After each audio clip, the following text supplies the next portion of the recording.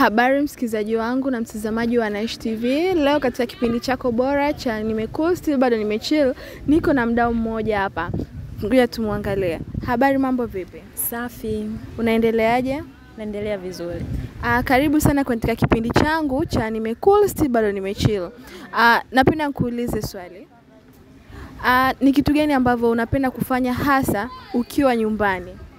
Vitu binafsi mimi ninachopenda kufanya nikiwa nyumbani nimetulia au nikiwa sina kazi nyingine yoyote ile ya kufanya, ninapenda sana kusikiliza muziki.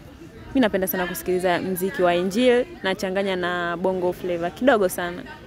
Napenda niwe nimepumzika, muda mwingi natumia kulala. Nikiwa sifanyi kazi zingine za pale nyumbani, nakuwa nipo na mdogo wangu. Namfundisha kusoma au tunacheza, kama hatusomi tunacheza. Yaani in short napenda sana kurest. Nikiwa nimepumzika na mimi pia napumzika. Nalala, nasikiliza muziki, naangalia movie, naangalia magame, nacheza. Hivyo.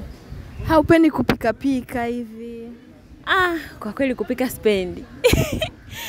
Ila kama kupika upendi, je, unashauri vipi wadada ambao hawapendi weekend kutulia nyumbani, kukul, wao wanapenda kupati, kutoka kwenda sehemu tofauti ambazo ni hatarishi na afya zao na umri wao haustahili. Yaani tunasema kwamba wanapoteza muda kwa mambo ya starehe na mambo ya kupita.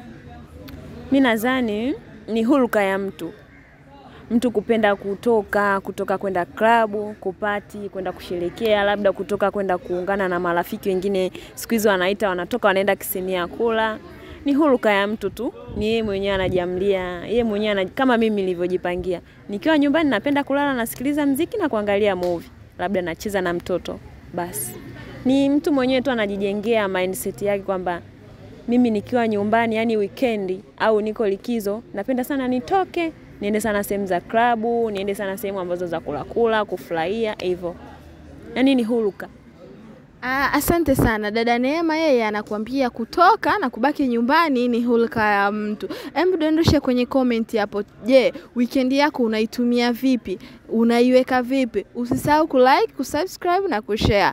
Ni mimi mtangazaji wako Nasma Alifa katika kipindi chako cha Nimekuwa Still Bado Nimechill. Asante.